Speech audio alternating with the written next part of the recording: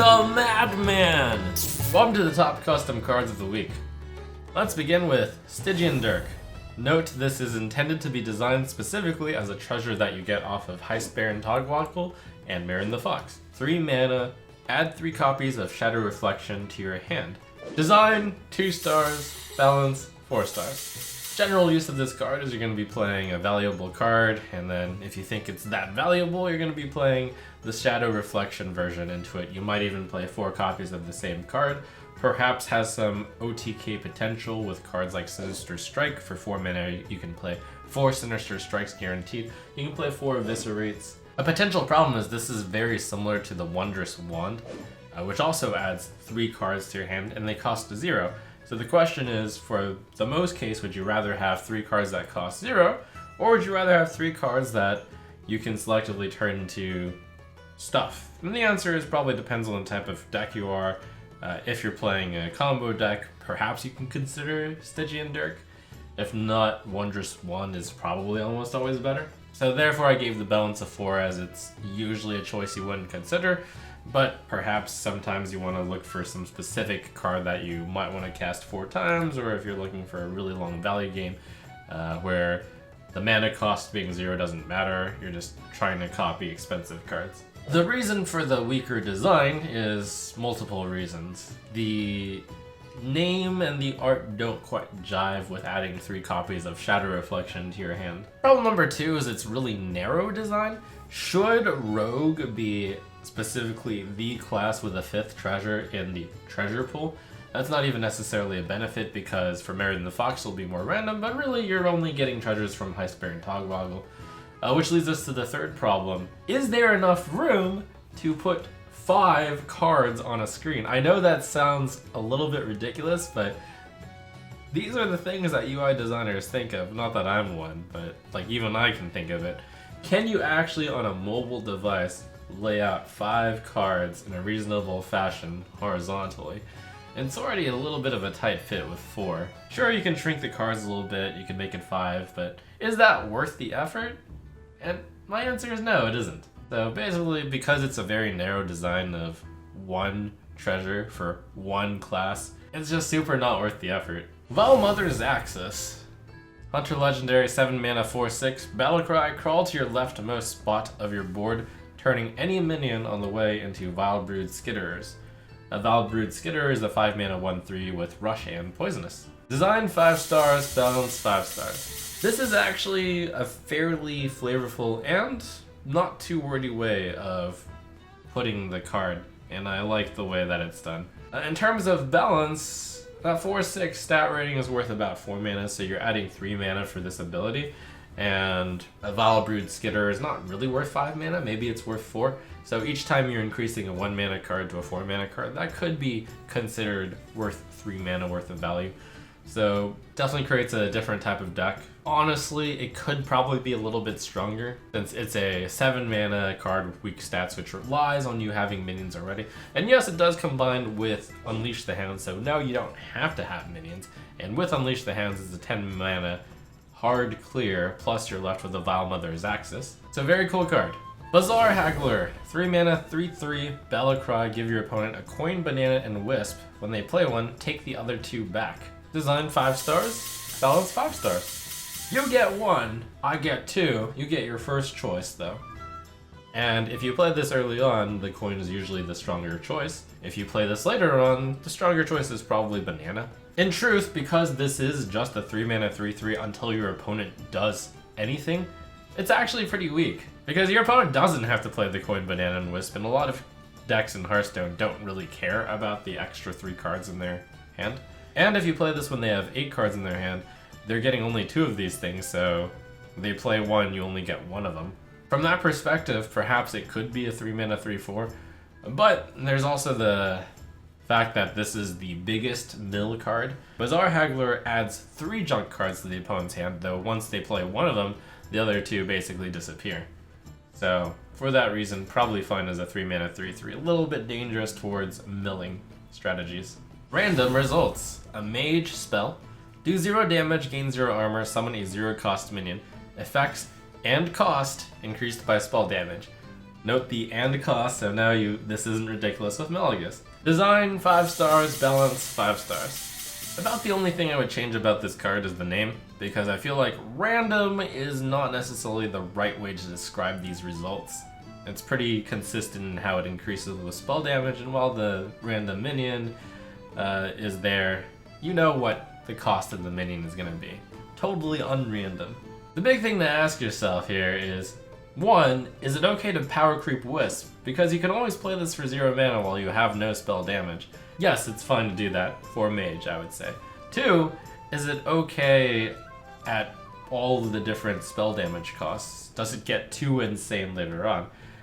The armor is fairly insignificant, so it boils down to a pretty easy equation of with 1 spell damage, we basically consider it do 1 damage, summon a 1 cost minion. That's fine.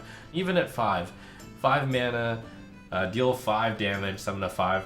That's like Fireland's Portal, but you had to have 5 spell damage on. So, if anything, it's a little bit on the weak side in that it's difficult to accumulate that much spell damage. But at the same time, because at worst it's Wisp, it's fine. You know, 0 mana spells are always a little bit scary. It's a free spell with mana cycling, but seems still fun. Bartender Bob, 2 mana, 0/4. Whenever either player plays a card, shuffle a 1 mana copy of it into both decks. Design, 3 stars, balance, 5 stars? It's tough to find the usefulness of this card, mainly going to be used for some sort of combo purpose. I was thinking of Wild, and you could play Bartender Bob into Cold Light Oracle, into 5 Cold Light Oracles. That draws the opponent 12 cards, of which 5 will be Cold Light Oracle, since they'll get some shuffled in, which could potentially hit them for 7 draws worth of fatigue, which is a lot. And all you have to do is have a Bob and a Cold Light Oracle at the end. That actually seems a bit too insane. Okay, that's a problem, but I'll keep the balance as is because Cold Light Oracle is potentially enough of a problem card that it could just get deleted from the game, if there was enough interest level in creating a Bartender Bob. Another potential problem with this card is something that's like, oh, well, we're adding it to both decks, but for one side it's useless and for one side it's really good, like Pogo Hopper, for example. You would love to shuffle and dilute your opponent's deck with Pogo Hoppers, while you would love to also get Pogo Hoppers into your own deck. Still though, Pogo Hopper is just a meme, so not really a big deal, but just an example of a card that would affect both sides. Given that it's a pretty slow to activate card, if there's no super imbalanced combos with it, it's probably just for funsies. It'll probably never be played. So it's a little bit unfortunate because this is either a card that'll never be played or it's a degenerate combo piece. One way or the other. Buildmaster Flark. 5 mana 5/5, you can finish a deck with bombs automatically while building it. And the bomb is the usual bomb that you get when you're getting delivered bombs. You know how that feels, right? Design, 3 stars, balance, 3 stars. So you may wonder, why in the world would I want to do, would I fill my deck with bombs? That's ridiculous. So the way that this card works is you would create something like, say, 24 card deck, and then you are done, you have Flark in your deck, you just fill your deck with 6 bombs. Cool. It's like starting off with a disadvantage, right? You have 30 damage ticking. Well, the benefit is, whenever you draw bombs, you draw another card, which means that you have created a more consistent 24 card deck. Now there are a few problems with that. One, boy is that a heavy, heavy cost in order to create a more consistent deck. 2, and probably even more concerning, is trying to build a more consistent deck is almost futile since you're having to put a 5 mana 5/5 into your deck as well. When you're trying to build a consistent deck, I guess the only reason is you think you can win really fast, which means you want to be playing a super aggressive deck, and boy is that not a deck you want to play a 5 mana 5/5 in. Furthermore, there's a big problem where you basically are really handicapped when you're mulliganing, because if you mulligan your hand and you get bombs into your opening hand, you have a dead card. It's 5 mana, you take 5 damage, a spell. So I think you have to scrap the whole idea, but it's so creative that I'll still give it 3 design. The reason why it's a 3 balance, even though nobody would ever put this in their deck, is because you could balance it into a neutral vanilla minion by, increasing the stats or lowering the mana cost. That's not saying much about the viability of the card though, of course. And then we've got a set of cards that features a new mechanic. If your spent and unspent mana are equal, do something. I feel like the author here missed a big opportunity to bold a mechanic called balance. I feel like a good way to clarify this mechanic would be if your amount of spent mana and your unspent mana crystals are equal, that's the balance mechanic. Because then, with the change in wording to that, at 5 mana, if you have the coin, you can coin and then spend 3 mana to play Baiting Crocodile, and then you have 3 unspent mana crystals. So you would be able to get the deal 3 damage. So far, this is ambiguous on whether or not that works. So I love this mechanic. In terms of these cards, really briefly, I'm going to rate the design 4 stars and a balance 4 stars. Baiting Crocodile is a little bit underpowered. Blossom is a little bit too spooky because 2 mana to tutor almost any card you want is too spooky. There's a slight downside to the tutoring in that you can't get the card before you actually have the mana to play it. For example, if you need a 7 mana card, the best you can do is on the 7 mana turn, you play Blossom as the final card in order to have spent mana of 7, and then you grab your 7 mana card. Nature Spirit is really grossly overpowered because it's an infinite Firefly. Yes, you can just play 1 each turn, but boy is that too much value over time. As well, the Nature Spirit helps in making sure you have a little bit of mana each time to get your balance mechanic activated. Probably should simply be add 2 Nature Spirit helpers of some sort into your hand, which are probably 1/1s. Maybe you could push it up to 1/2, but that would still be too dangerous. Barroth is a little bit underpowered, and Playful Fox is just right. I had a little bit of thinking, is this too much math to be doing in Hearthstone?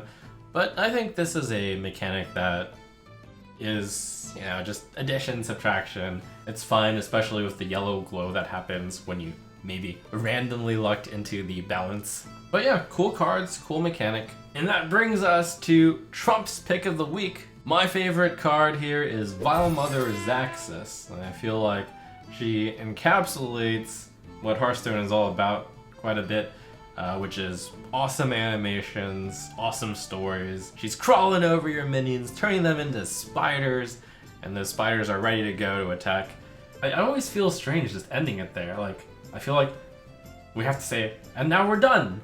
This is usually where you would say, thanks for watching. Make sure to subscribe for more custom Hearthstone cards. Yeah, I'll try to say that really genuinely, and we can make a call on whether or not it's too tacky to put in. Keep tuning in for more custom Hearthstone cards. Subscribe so that you are informed when the latest custom Hearthstone cards video is up. I don't know. Help!